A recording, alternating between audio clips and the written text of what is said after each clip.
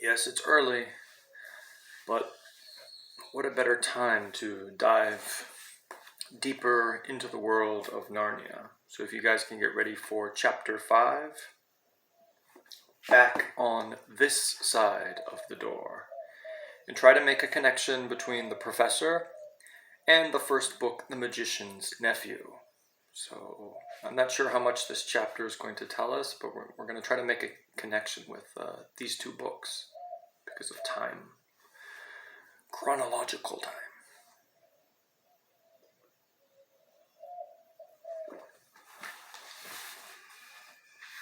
Because the game of hide-and-seek was still going on, it took Edmund and Lucy some time to find the others. But when at last they were all together, which happened in the long room where the suit of armor was, Lucy burst out. "Peter! Susan! It's all true! Edmund has seen it too. There is a country you can get to through the wardrobe. Edmund and I have both got in. We met one another in there, in the wood. Go on, Edmund, tell them all about it." "What's all this about, Ed?" said Peter. "And now we come to one of the nastiest things in this story. Up to that moment, Edmund had been feeling sick and sulky and annoyed with Lucy for being right, but he hadn't made up his mind what to do. When Peter suddenly asked him the question, he decided all at once to do the meanest and most spiteful thing he could think of. He decided to let Lucy down. "Tell us, Ed," said Susan. And Edmund gave a very superior look, as if he were far older than Lucy. There was really only a year's difference. And then a little snigger and said, "Yes, Lucy and I have been playing, pretending that all her story about a country in the wardrobe is true. Just for fun, of course. And there's nothing there, really." And poor Lucy gave Edmund one look and rushed out of the room. And this next paragraph is just very powerful. Edmund, who was becoming a nastier person every minute, thought that he had scored a great success, and went on at once to say, "There she goes again. What's the matter with her? That's the worst of young kids. They always—" "Look here," said Peter, turning on him savagely. "Shut up. You've been perfectly beastly to Lou ever since she started this nonsense about the wardrobe. And now you go playing games with her about it and setting her off again. I believe you did it simply out of spite. And remember, Edmund has been enchanted by magical Turkish delight, and he's on the side of the White Witch." "But it's all nonsense," said Edmund, very taken aback. "Well, of course it's all nonsense," said Peter. "That's just the point. Lou was perfectly all right when we left home, but since we've been down here, she seems to be either going queer in the head or else turning into a most frightful liar. But whichever it is, what good do you think you'll do by jeering and nagging at her one day and encouraging her the next?" I thought, said Edmund, but he couldn't think of anything to say. "You didn't think anything at all," said Peter. "It's just spite. You've always liked being beastly to anyone smaller than yourself. We've seen that at school before now." "Do stop it," said Susan. It won't make things any better having a row between you two, having a fight, having an argument. Let's go and find Lucy." It was not surprising that when they found Lucy a good deal later, everyone could see that she had been crying. Nothing they could say to her made any difference. She stuck to her story and said, "Well, I don't care what you think. And I don't care what you say. You can tell the professor, or you can write to Mother, or you can do anything you like. I know that I've met a fawn in there, and I wish I'd stayed there. And you are all beasts. Beasts." It was an unpleasant evening. Lucy was miserable, and Edmund was beginning to feel that his plan wasn't working as well as he had expected. The two older ones were really beginning to think that Lucy was out of her mind. They stood in the passage talking about it in whispers long after she had gone to bed. The result was the next morning they decided that they really would go and tell the whole thing to the professor. "He'll write to Father if he thinks there is really something wrong with Lou," said Peter. "It's getting beyond us." So they went and knocked at the study door, and the professor said, "Come in." He got up and found chairs for them and said he was quite at their disposal. And he sat and listened to them with the tips of his fingers pressed together, never interrupting, till they had finished the whole story. After that, he said nothing for quite a long time, and then he cleared his throat and said the last thing either of them ever expected. "How do you know," he asked, "that your sister's story is not true?" "Oh, but..." Anyone could see from the old man's face that he was perfectly serious. Then Susan pulled herself together and said, But Edmund said they had only been pretending." "Well, that's the point," said the professor, "which certainly deserves consideration. Very careful consideration. For instance, if you'll excuse me for asking the question, does your experience lead you to regard your brother or your sister as the more reliable? I mean, which is the more truthful, the more honest?" "Well, that's just the funny thing about it, sir," said Peter. "Up until now, I'd have said Lucy every time." "What do you think, my dear?" said the professor, turning to Susan. "Well, in general, I'd say the same as Peter. But this couldn't be true, all this about the wood and the fawn." "That is more than I know," said the professor, "and a charge of lying against someone whom you have always found truthful is a very serious thing, a very serious thing indeed. It's bearing false witness. It's terrible." "We were afraid it mightn't even be lying," said Susan. "We thought there might be something wrong with Lucy." "Madness, you mean," said the professor quite coolly.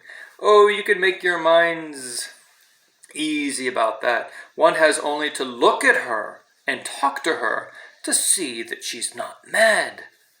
"But then," said Susie, "she had never dreamed that a grown-up would talk like the professor and didn't know what to think." "Logic," said the professor half to himself. "Why don't they teach logic at these schools?" "There are only 3 possibilities. Either your sister is telling lies, or your sister is mad, or she's telling the truth. You know she doesn't tell lies, and it's obvious that she's not mad. For the moment, then, and unless any further evidence turns up, we must assume that she's telling the truth." Susan looked at him very hard and was quite sure from the expression on his face that he was not making fun of them. "But how could it be true, sir?" said Peter.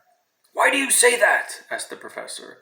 "Well, for one thing," said Peter, "if it was real, then why doesn't everyone find this country every time they go to the wardrobe? I mean, there was nothing there when we looked. Even Lucy didn't pretend there was." "What has that to do with it?" said the professor.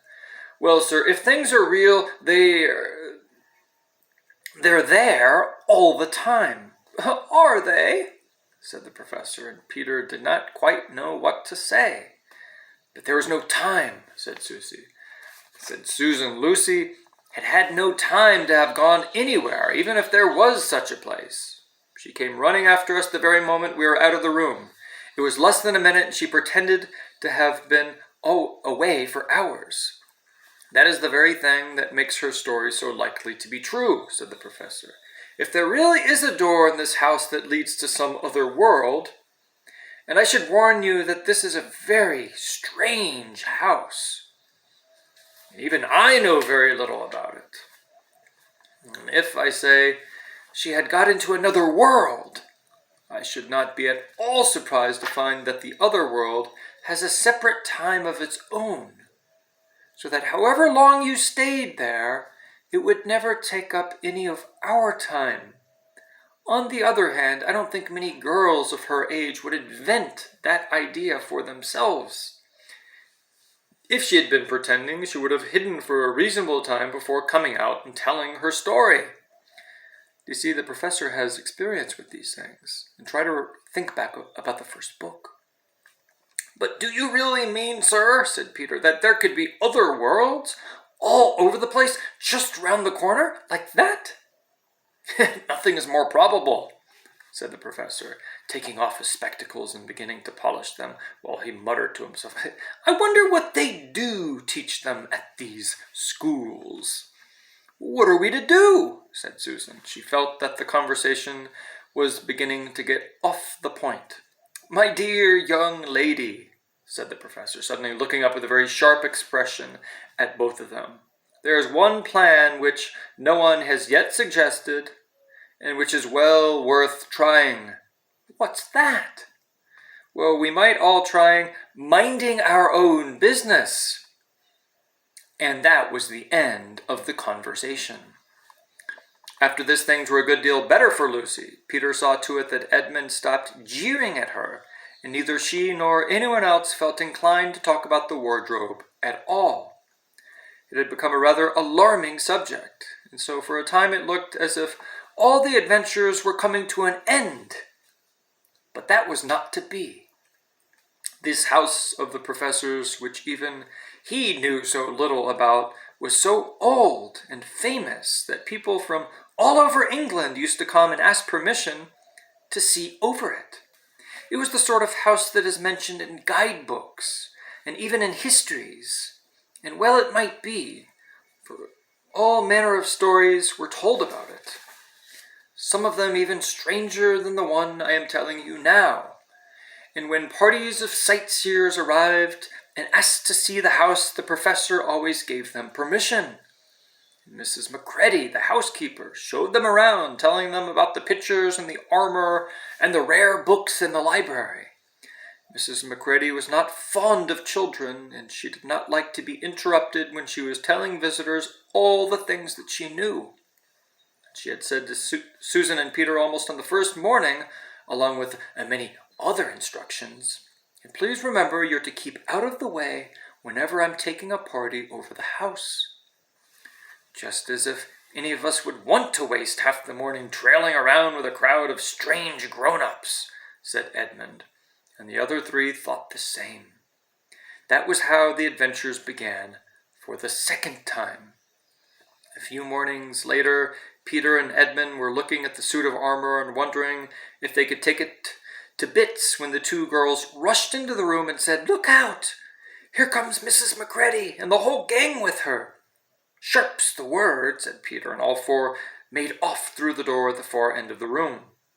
But when they had got out into the green room and beyond it, into the library, they suddenly heard voices ahead of them and realized that Mrs. Macready must be bringing her party of sightseers up the back stairs, instead of up the front stairs as they had expected. But after that, whether it was that they lost their heads, or that Mrs. Macready was trying to catch them, or that some magic in the house had come to life and was chasing them into Narnia, they seemed to find themselves being followed everywhere, until at last Susan said, Oh, bother those trippers. Here, let's get into the wardrobe room until they've passed. No one will follow us in there. But the moment they were inside, they heard voices in the passage, and then someone fumbling at the door. And then they saw the handle turning. Quick, said Peter, there's nowhere else, and flung open the wardrobe. All four of them bundled inside it and sat there panting. In the dark, Peter held the door closed, but did not shut it, for of course he remembered, as every sensible person does, that you should never, ever shut yourself up in a wardrobe. Ooh, and that is the end of chapter 5. Suspense, suspense, suspense. The magic of the house has pushed all four of them into the wardrobe. What will happen next?